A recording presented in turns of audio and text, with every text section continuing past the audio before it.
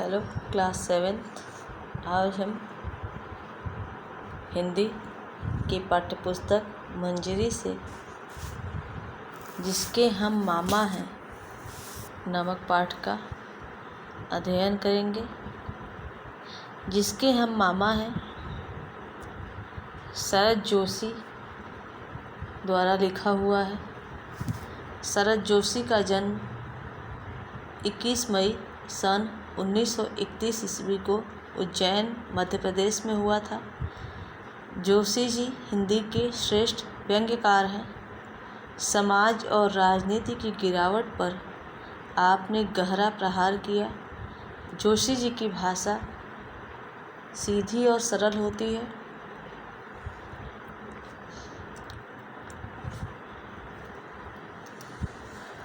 अपनी व्यंग्य रचनाओं के अंत में वे तीखी चोट करते हैं। एक गधा उर्फ अलादात खां तथा अंधों का हाथी आपके नाटक हैं।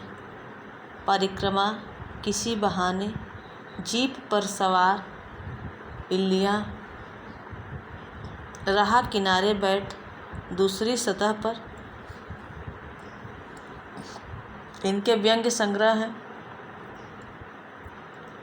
आपको सन 1990 ईस्वी में पद्मश्री सम्मान से सम्मानित किया गया। आपका निधन 5 सितंबर सन 1991 ईस्वी को हुआ। जिसके हम मामा हैं यह पाठ जो है हिंदी साहित्य की लोकप्रिय विधा व्यंग्य के अंतर्गत है। इसमें आज के राजनीतिज्ञों पर सटीक व्यंग्य किया गया है जो इस प्रकार है। एक सज्जन वाराणसी पहुँचे।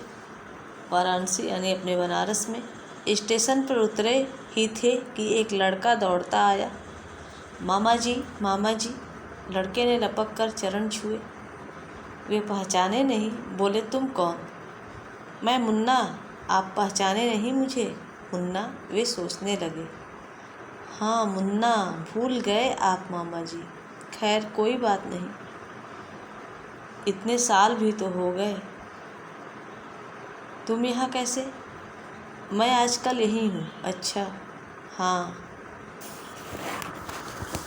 मामा जी अपने भांजे के साथ वाराणसी घूमने लगे। चलो कोई साथ तो मिला। कभी इस मंदिर, कभी उस मंदिर। फिर पहुँचे गंगा घाट। सोचा नहा ले। मुन्ना, नहा ले? ज़रूर नहाइए मामा जी। वाराणसी आए हैं और नहाए नहीं, यह कैसे हो सकता है?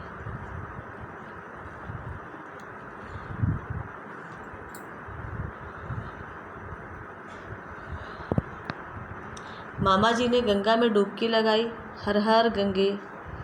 बाहर निकले तो सामान गायब, कपड़े गायब, लड़का भी गायब। मुन्ना, ए मुन्ना। मगर मुन्ना वहाँ हो तो मिले। तौलिया लपेट कर खड़े हो गए। क्यों भाई साहब, आपने मुन्ना को देखा है? कौन मुन्ना? वही जिसके हम मामा हैं। मैं समझा नहीं। अरे हम जिसके मामा हैं वो मुन्ना।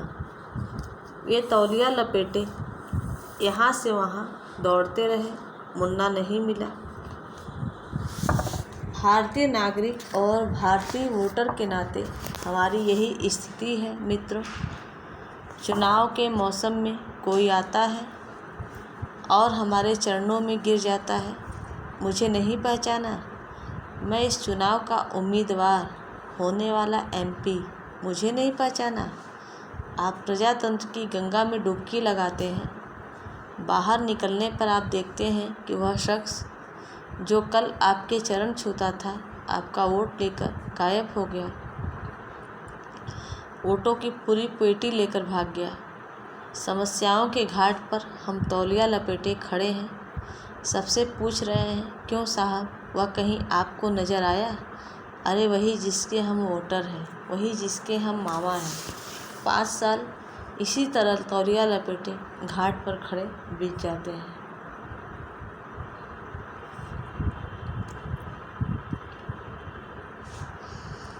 इस व्यंग्य के माध्यम से लेखक ने हम सभी भारतीय नागरिक और भारतीय वोटर मामा जी की ही तरह हैं। हम प्रजातंत्र की गंगा में डुबकी लगाते हैं। हम समस्याओं का तौलिया लपेटे भांजे रूपी MP MLA को ढूंढते रहते हैं, जो 5 साल तक तो नहीं मिलता, परंतु चुनाव के समय चरण में गिर कर कहता है पहचाना नहीं।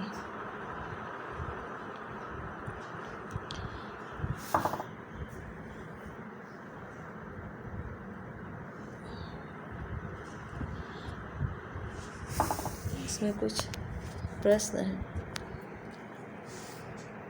प्रायः कुछ लोग चुनाव में किसी न किसी लोभ या दबाववश योग्य प्रत्याशी को अपना मत न देकर किसी अयोग्य प्रत्याशी को मतदान कर बैठते हैं, जिसका समाज पर बुरा असर पड़ता है। आप भी निकट भविष्य में अपने मत यानी वोट का प्रयोग करेंगे।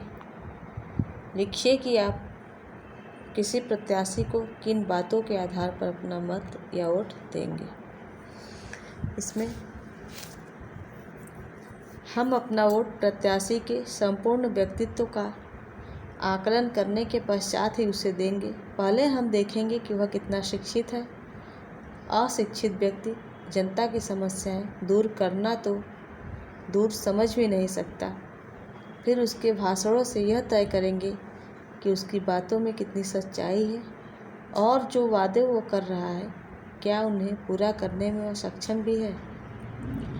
इसी तरह हम उसके अतीत और वर्तमान की सारी जानकारी प्राप्त करेंगे और यदि वह हमारी कसौटी पर खरा उतरता है तभी हम उसे अपना वोट देंगे। यदि आपको वोट देने का अवसर प्राप्त होता है तो आप किस प्रकार के व्यक्ति को अपना वोट देना चाहेंगे, लिखिए। यदि हमें वोट देने का अवसर प्राप्त होगा तो हम एक कर्मठ, साहसी, शिक्षित और अनुभवी उम्मीदवार को वोट देना चाहेंगे।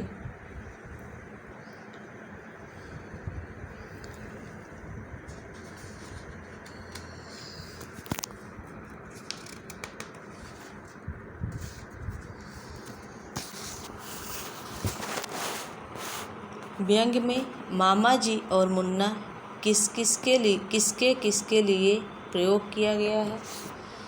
व्यंग में मामा जी शब्द भारतीय नागरिक अथवा वोटर तथा मुन्ना शब्द MP सांसद को कहा गया है। भारतीय नागरिक और भारतीय वोटर के नाते हमारी कैसी स्थिति है। भारतीय नागरिक और भारतीय वोटर के नाते हमारी स्थिति उस सज्जन की तरह है जो वाराणसी में तौलिया लपेटे यहाँ से वहाँ दौड़ रहा था। बाहर निकले तो सामान भी गायब, लड़का भी गायब। इस वाक्य की तुलना पाठ में आए किस वाक्य से की जा सकती है। बाहर निकले तो सामान भी गायब और लड़का भी गायब। इस वाक्य की तुलना वह शख्स जो कल आपके चरण छूता था, आपका वोट लेकर गायब हो गया, इस वाक्य से की जा सकती है। क्यों साहब, वह कहीं आपको नज़र आया? इस वाक्य में से लेखक का आशय क्या है?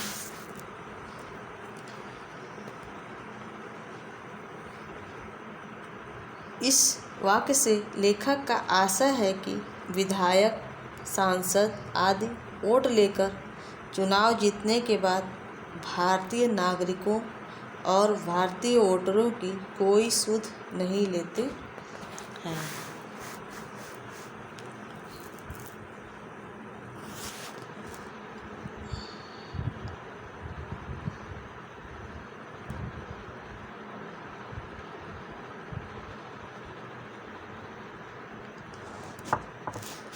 भाषा की बात। नीचे दिए गए वाक्यों के रूप कोष्ठक में दिए गए निर्देशों के अनुसार बदलिए। पहला है मैं आजकल यही हूँ।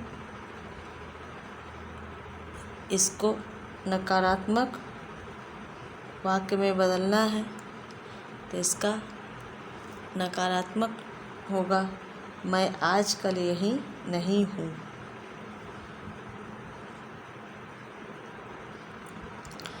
वे तौलिया लपेटे यहाँ से वहाँ दौड़ते रहे। इसको प्रश्नवाचक वाक्य में बदलना है।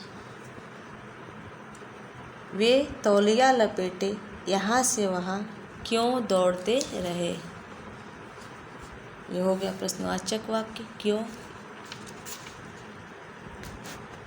तुमने इतनी देर में मुझे नहीं पहचाना। ये विस्मयबोधक में बदलना है। तुमने इतनी देर में मुझे नहीं पहचाना। इसका विस्मयबोधक होगा, तुमने इतनी देर से मुझे नहीं पहचाना।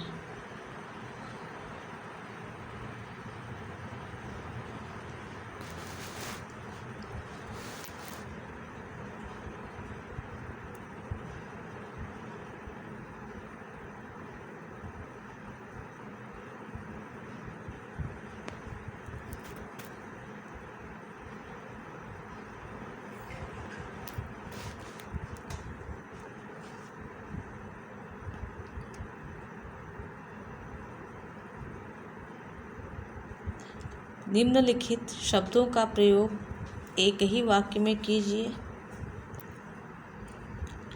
पहला है जैसे ही, वैसे ही। इसका प्रयोग है जैसे ही उसने प्लेटफॉर्म पर पैर रखा वैसे ही गाड़ी गई। दूसरा है इसलिए, क्योंकि। इसलिए वह तेज़ दौड़ा क्योंकि गाड़ी छूटने वाली थी। जितना उतना।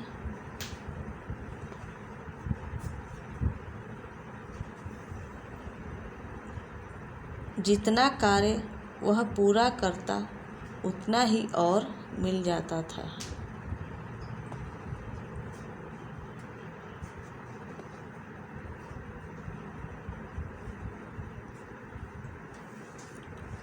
दूसरा क्वेश्चन है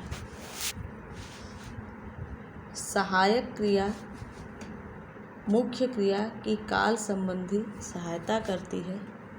जैसे घूमने लगे, इसमें घूमना मुख्य क्रिया है तथा लगे सहायक क्रिया है। इसी प्रकार के दो अन्य उदाहरण देकर मुख्य क्रिया और सहायक क्रिया को अलग अलग लिखिए।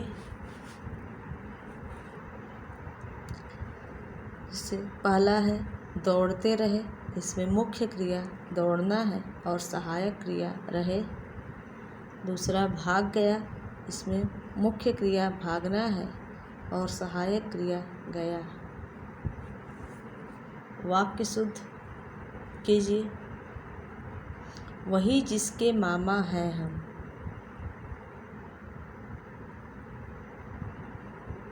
इसका शुद्ध होगा वही जिसके हम मामा हैं। ऑटो की भाग गया लेकर पूरी पेटी। इसका शुद्ध होगा ऑटो की पूरी पेटी लेकर भाग गया। पहुँचे वाराणसी सज्जन एक। इसका शुद्ध होगा एक सज्जन वाराणसी पहुँचे। माधव विद्यालय गया घर से। इसमें माधव घर से विद्यालय गया। शैली है गाना रही गा। इसका शुद्ध है शैली गाना गा रही है।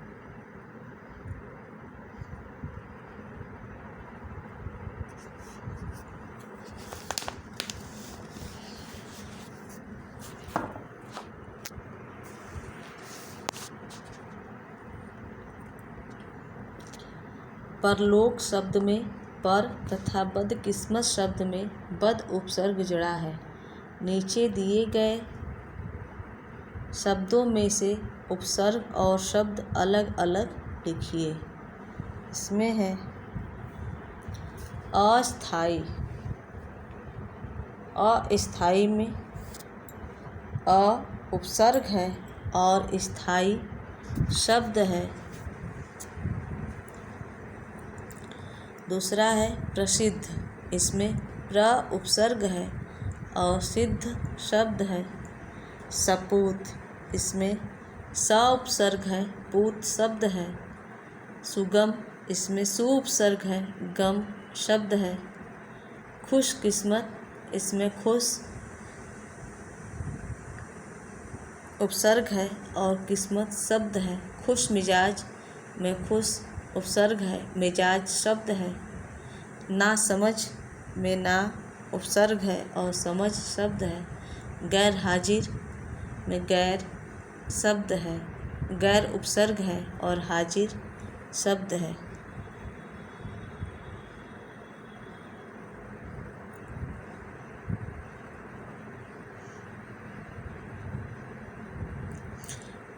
इस पाठ के आधार पर आप भी 2 प्रश्न बनाइए। बच्चों, ये आपका होमवर्क है। इसमें पहला है, लेखक ने व्यंग्य में मामा जी शब्द का प्रयोग किसके प्रतीक के रूप में किया है। और दूसरा है, प्रजातंत्र को लेखक ने किसकी उपमा दी है।